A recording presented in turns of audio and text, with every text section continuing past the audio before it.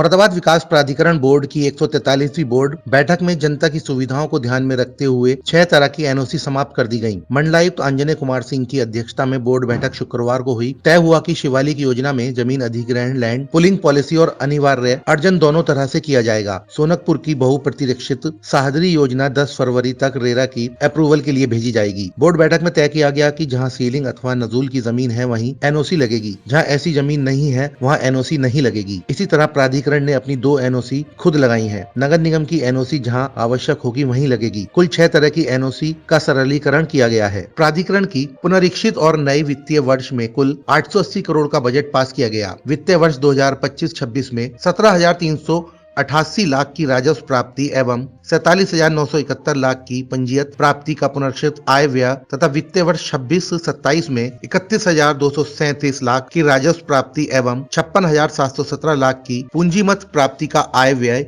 स्वीकृत हुआ। देखिए, आज की जो बोर्ड बैठक है उसमें एक तो पहले बजट पर डिस्कशन हुआ और आय व्यय जो भी था उसको देखने के उपरांत उसको पास किया गया। इसके अलावा इस समय आपको पता है कि बहुत सारी हमारी परियोजनाएं हैं जो इस समय अंडर प्रोग्रेस है। गोविंदपुरम योजना ऑलरेडी मतलब लॉन्चिंग के स्टेज पर है, उसको लॉन्च जल्दी ही हम करने वाले हैं। जितने सारे अनुमोदन थे उसके हो गए। इसके अलावा 2 महत्वपूर्ण और परियोजनाएं हमारी थी और उन परियोजनाओं पर में भी एक परियोजना ऑलरेडी हमारी सोनकपुर, वो अब रेरा के अप्रूवल के लिए जाने के लिए तैयार है और मुझे लगता है कि इसी महीने हम एक और जो टाउनशिप है उस टाउनशिप को हम रेरा से अप्रूव करा के लॉन्चिंग के कंडीशन में आ जाएंगे। कुछ चीज़ें ऐसी थी जिस पर बोर्ड ने आज निर्णय लिया जो पुरानी पेंडिंग चीज़ें थी। एक तो ये है कि जो जमीन क्रय हो रहा है उसमें बहुत सारे लोगों का ये मानना था कि जो सहमति के आधार पर बिक्री कर रहे हैं, बिक्री करने के अलावा उनकी मंशा थी कि वो लैंड पूल पॉलिसी में आना चाहते हैं, लैंड पूलिंग पॉलिसी में। तो उनके लिए लैंड पूलिंग पॉलिसी का रास्ता भी आज खोला गया है कि जिन लोगों का इतनी बड़ी दिक्कत है, इतनी समस्या आ रही है कि जिसमें क्रय करने में समस्या आ रही हो, वो बेचना भी चाहते तो भी क्रय करने में कोई समस्या है, तो उसके लिए लैंड पूलिंग पॉलिसी में मिनिमम जो 25% की शेयरिंग के साथ उनको हम अलाउ कर रहे हैं।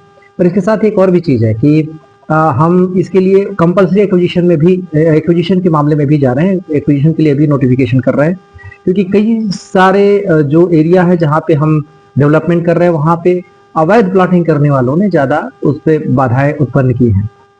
तो इसके कारण हमें वहाँ पे एक्विजिशन का नोटिफिकेशन भी जारी करने के लिए बोर्ड ने अनुमति दे दी है। कुछ चीज़ें ऐसी जैसे पुराने प्राधिकरण की संपत्तियाँ हैं, उन संपत्तियों की अभी तक बिक्री में समस्या आ रही थी। कुछ तो बिकी, कुछ अभी नहीं बिक रही थी। तो एक तो हमने उसकी दर को फ्रीज कर दिया और लंबे समय से उसको फ्रीज करके चले आ रहे हैं कि अब उसकी दरें लंबे समय से बढ़ा नहीं रहे और आगे भी नहीं बढ़ेंगी। इसके अलावा जो ज़्यादा पुरानी ऐसी हो गई जिनमें बहुत ज़्यादा खरीद नहीं हुई है, उसमें हम डिस्काउंट के लेवल पे भी जा रहे हैं, जिसमें से 10% से लेके और 25%, 20% तक का डिस्काउंट अब देंगे। तो अब वो योजना ज़्यादा वायबल लोगों के लिए हो जाएगी और उन सारी जगहों पर जो ज़रूरत के मरम्मत के कार्य हैं वो भी हम करा रहे हैं, उनके इंफ्रास्ट्रक्चर डेवलपमेंट के काम भी करा रहे हैं। उन सब के लिए आज बोर्ड ने अनुमति दी है।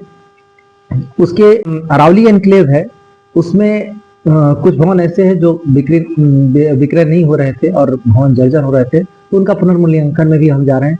सोर्सिंग हब एक बहुत बड़ा इश्यू बना हुआ है, लगातार सोर्सिंग हब के बारे में लोग कह भी रहे हैं। उसमें कुछ ऐसी तकनीकी दिक्कतें हैं क्योंकि वो गवर्नमेंट ऑफ इंडिया से उसमें की शर्तों से हम बंधे हुए हैं। उन शर्तों के अधीन हमें काम करना है। केवल अगर प्राधिकरण को अपने तरीके से काम करना होता तो अभी तक सोर्सिंग हब का समस्या का समाधान हो चुका होता, लेकिन चूंकि उसमें गवर्नमेंट ऑफ इंडिया का पैसा भी लगा है और उसमें उसकी शर्तें भी हैं। उन शर्तों के अधीन रहते हुए सोर्सिंग हब को तत्काल कैसे शुरू कर सकते हैं, इस पर आज बात हुई और उस पर मुझे उम्मीद है कि अगले 2 या 3 महीने के अंदर सोर्सिंग हब एक नए कलेवर में लोगों के सामने दिखेगा। मुझे पूरा विश्वास है कि इसमें हम इन्वेस्टर्स भी जो जरूरी इन्वेस्टर है उसको लेके हम आने में कामयाब होंगे।